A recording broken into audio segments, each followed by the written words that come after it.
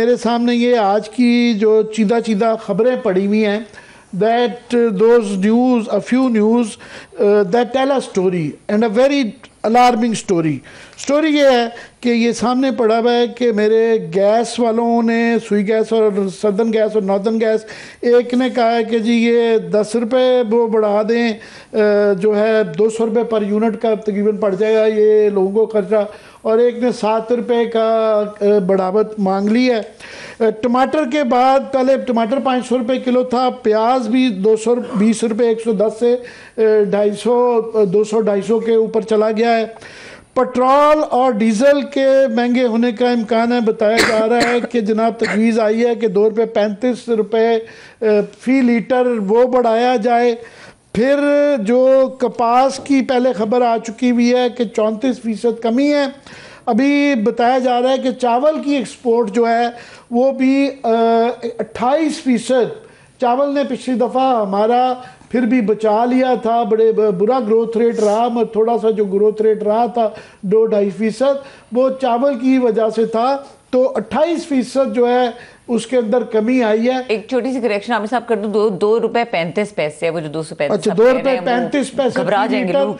जी जी, 1.5 से कुछ मुख्तलिफ, कोई 1.5 रुपया कह रहा है, कोई 2 रुपये, कोई 2.5 रुपये, बट बढ़ाने की तजवीज़ पेट्रोल और गैस की जा रही है। ओवरऑल इसका महंगाई के ऊपर असरात, पॉवर्टी और बेरोजगारी पे तैमूर खान क्या होगा? देखिए, इशू ये है कि पिछले 4 साल में हुकूमत इस इकॉनमी के बारे में कुछ भी नहीं कर सकी। जो महंगाई है, आपने ठीक है एक काम कर दिया है कि वो जो हाइपर इन्फ्लेशन थी आप ही की वजह से, अगर हुकूमत ना गिरती तो वो हाइपर इन्फ्लेशन ना आती, उसको आपने शायद थोड़ा सा कम कर दिया। लेकिन वो पिछले 4 साल में जो आम पाकिस्तानी है उसकी कुव्वत खरीद 60% कम हो गई है, और उसके ऊपर बोनस में ना वो बोल सकता है ना वो सड़क पे जा सकता है। जब मर्जी उसको जो इदारा उठाए, चाहे NCCIA हो, चाहे पंजाब में CCD हो, पुलिस हो, जिसने जो करना है वो आपके साथ कर सकते हैं। हम तो अभी सिक्योरिटी घर में रखते हैं ये पुलिस वुलिस से अपने आप को बचाने के लिए, ठीक है जी। तो ये जो 4 साल हो गए हैं, इसमें जो है वो अवाम तो सिर्फ कुचल गई है और उनसे बोलने का हक ले लिया गया है। लेकिन असलियत क्या है? मैं आमिर आपकी बात को आगे ले जाते हुए ये देख रहा था, अभी प्राइम मिनिस्टर सऊदी गए थे, हर बार वो चले जाते हैं जी MOUs इन्वेस्टमेंट, वो $100 बिलियन। हेडलाइन क्या आई थी? हेडलाइन आई थी कि सऊदी अपनी जो तेल की जो क्रेडिट फैसिलिटी है वो रोल ओवर कर रही है, और जो उनके 3 अरब या 5 अरब डॉलर ऑलरेडी स्टेट बैंक में पड़े हैं वो रोल ओवर कर रहे हैं। तो वो तो पहले से ही कर रहे हैं।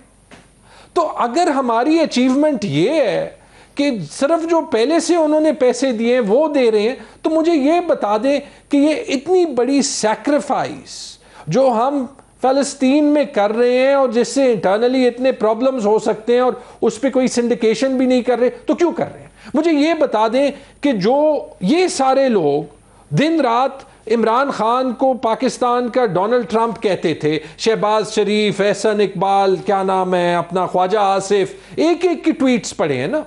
इसलिए तो नहीं कहते थे कि उनके ख्याल में डोनाल्ड ट्रंप दुनिया का सबसे बड़ा विजनरी है।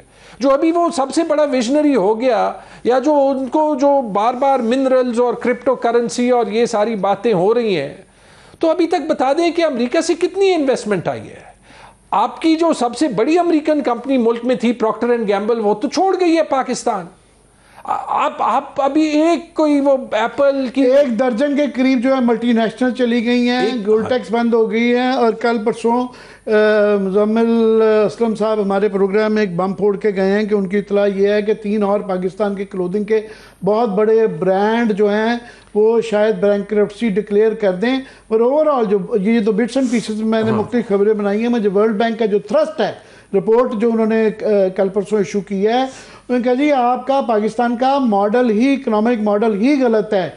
इस मॉडल के साथ ना सिर्फ के प्रेजेंट, आपके मुस्तकबिल में भी ना आपकी गुर्बत भी जो है वो 42% वही के करीब चल रही है, 42 का, क्योंकि और बेरोजगारी भी ऐसे ही रह रही है। आमिर 2 वजूहात से जो है वो इन्होंने वो महंगाई को थोड़ा सा कंट्रोल करने की कोशिश की है ना, गरीबों को कुचल के। एक कि इन्होंने दोबारा से आर्टिफिशियली डॉलर का जो रेट है वो रखा है, जिसकी वजह से आपकी एक्सपोर्ट्स जो हैं वो इफेक्ट हो रही है। ठीक है, जो रुपए को जबरदस्ती 280 पे रखा है, फॉर्मूला है, सिर्फ इस बार तरीका कुछ और है। आपको अभी सारे बिजनेसमैन नहीं कह रहे कि हम एक्सपोर्ट नहीं कर सकते। और दूसरी जो कंप्लीट इंटेलेक्चुअल बैंकरप्सी है और उसकी वजह से ये सिर्फ IMF की डिक्टेशन ले पा रहे हैं, उनको कुछ कह ही नहीं पा रहे कि हम क्या कर रहे हैं। मुझे ये बता दें कि इस मुल्क में तरक्की कैसे होगी जब इस मुल्क में खित्ते की सबसे महंगी बिजली, सबसे महंगी गैस है, और जो लोग अपने लिए बिजली और गैस पैदा कर रहे हैं या जो सोलर बिजली पैदा कर रहे हैं, आप वो सोलर एनर्जी के खिलाफ जो है वो एक वॉर डिक्लेयर कर रहे हैं, एक जंग डिक्लेयर कर रहे हैं। क्यों? क्योंकि आपने डिस्कोस का जो PNL है, जो डिस्कोस का बैलेंस शीट है, वहां आप खसारा नहीं चाहते, और डिस्कोस का खसारा ना चाहने के लिए आप जो है वो अपनी पूरे मुल्क की जो इकोनॉमी है उसको तबाह कर रहे हैं। ये लॉजिक भी मुझे समझ नहीं आई। वैसे महंगाई आप सही कह रहे हैं कि हाइपर वो 38% से वो अब जो है दोबारा बढ़नी शुरू हो गई भी है, 7% के 7.5% के करीब जो है ये जा चुकी भी है। और जो इसके अंदर ज़्यादा अहम फैक्टर है कि इससे ज़्यादा इसलिए नहीं कि लोगों की परचेजिंग पावर नहीं है, लोगों के पास पैसा ही नहीं है खरीदने का, इसलिए मैं वो वही कह रहा हूं ना, लोगों ने अपने लिविंग स्टैंडर्ड्स एडजस्ट कर दिए, हर कोई पैसे कम खर्च कर रहा है, परचेजिंग पावर नहीं है। और ये एक ऐसे माहौल में जब तेल की कीमतें बैनुल-अक़वामी सतह पे कम है, कोई भी मसला बहुत बड़ी एडवांटेज है। बहुत अहम बात आपने की है कि ये 65 पे शायद जो ब्रेंट का रेट जो बैरल का चल रहा है वो $65 है, जो कि ये 140 तक जाता रहा है पहले 3-4 साल पहले। लेकिन साथ सिक्योरिटी के हालात भी देख लें ना। देखें, ये ऐसी सिचुएशन में जहां पे जो है वो आपके पास बिल्कुल ग्रोथ का कोई रास्ता नहीं है, मां सिवा ये कि वो एक बार फिर महंगाई का तूफान आप ओपन कर लें। आपके खैबर पख्तूनख्वा में इतना बड़ा टेररिज्म का इशू है और आप जो है उसको सॉल्व करने के बजाय टेररिस्ट से बड़ा दुश्मन जो है वो खैबर पख्तूनख्वा की हुकूमत को समझते हैं। आपका बलोचिस्तान में 20 साल से इशू है जो आप सॉल्व करने के बजाय वहाँ पे जो ख़वातीन हैं उनको आप एंटी स्टेट डिक्लेयर करके, बल्कि आप तो अभी ईमान मज़ारी और उनके खावंद को भी जो है वो एंटी स्टेट डिक्लेयर करके यहाँ इस्लामाबाद में कभी जेल में डाल देते हैं, कभी पता नहीं क्या कर देते हैं। ये चीज़ें फॉलो करना ही जो है वो तकरीबन मुश्किल हो गई है। एक चीज़ वो बड़ी अहम है, मैं ज़रूर करना चाहूँगा। आपने अभी जो टेंशन ड्रॉ की है कि इंटरनेशनली जो है पेट्रोल की कीमत जो है बड़ी नीचे आई हुई है, $65 का बैरल है ब्रेंट का जो रेट है। उसके बावजूद मुझे नहीं पता गवर्नमेंट ये जो 2-2.5 रुपये पर लीटर जो पेट्रोल की कीमत और डीजल की बढ़ाने जा रही है, ये कैसे जस्टिफाई करेंगे। पहले ही ये सारा लेवीज़ के अंदर जो है ये सारी जो अपनी रेवेन्यू कलेक्शन है, ये अवाम को आधे से ज़्यादा पेट्रोल के अंदर जो कीमत है वो टैक्सेस और लेवीज़ हैं। तो ये कम दुनिया भर में पेट्रोल की कीमत हो रही है, अवाम को ये पता नहीं कैसे जस्टिफाई कर रहे हैं। वो कह रहे हैं कि गैर यकीनी सूरत हाल है इंटरनेशनल मार्केट में, और गैर यकीनी सूरत हाल के पेश नज़र जो है वो हम इसको, और उससे ज़्यादा इंपॉर्टेंट पाकिस्तान में ज़्यादा गैर यकीनी का सूरत हाल है। लेकिन आप ये देख लें कि हम क्यों इस मॉडल को ज़रा चेंज नहीं कर सकते कि ये मार्केट बेस्ड ही हो, कि फॉर एग्जाम्पल हर 2 हफ्ते बाद आप महीने बाद या 2 महीने बाद या 3 महीने बाद प्राइसेस एडजस्ट करें ताकि प्राइसेस में किसी हद तक स्टेबिलिटी हो।